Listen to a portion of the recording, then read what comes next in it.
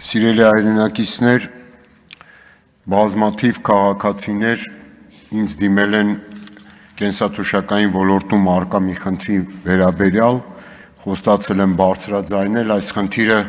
թերևս վստահ եմ նաև պատասխանատուները կասեն, որ 2018 թվականից հետո չի որ ծագել է, բայց գնալով չնայած խոստումներին, այդ խնդիրը ոչ թե լուծվում, այլ ավելի շատ խորանում է եւ առաջացնում արդարացի դժգոհությունը մեր հարյուրավոր, եթե չասեմ հազարավոր քաղաքացիների։ Խոսքը վերաբերում է Հայաստանի Հանրապետությունից դուրս բնակվող կենսաթոշակառուներին, ովքեր իրենց կենսաթոշակի վճարումը շարունակելու համար պարտադիր տարեկան մեկ անգամ պիտի գան Հայաստան, ներկայանան կամ բանկ կամ սոցիալական ծառայություն, որպեսզի այնտեղ իդենտիֆիկացվեն, իբրև թե իրենց ողջ լինելու հանգամանքը փաստվի։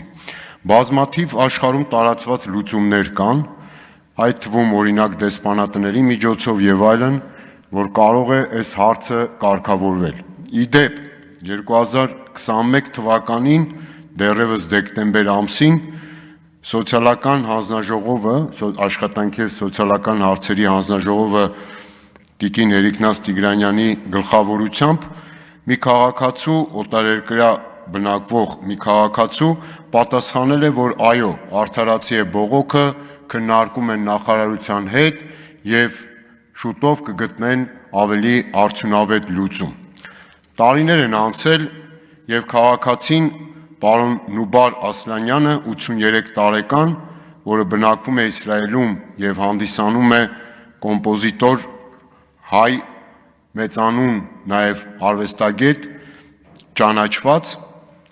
նորից խնդիրը բարձրաձայնում է եւ օրերս նորից դիմելով իր հուզմունքը չէր կարողանում թաքցնել այս անտարբեր վերաբերմունքից։ Տասնյակ դիմումներ աշխատանքի եւ սոցիալական հարցերի նախարարությունից եւ այդ պատասխանները, եթե խնդիրը այսքան խորը չլներ, կարելի էր ասել նույնիսկ ծիծաղելի են։ Մարդը այս ընթացքում նաեւ իր կնոջ հետ միասին օբյեկտիվ պատճառներով պայմանավորված չի ստացել 1 թե 2 տարվա իր կենսաթոշակը, բայց խնդիրը նա ասում էր, որ փողի մեջ չի, այլ վերաբերմունքի,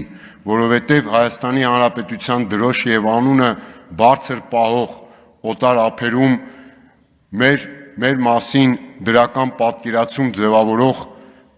մեծատառով հայ մարդը այսօր նեղացած է պետությունից եւ նաեւ այն պարզ հանգամանքից, որ իրեն տարիներ շարունակ նաեւ խաբում են իբրև թե լուծումների խոստման այսպես քողի ներքո։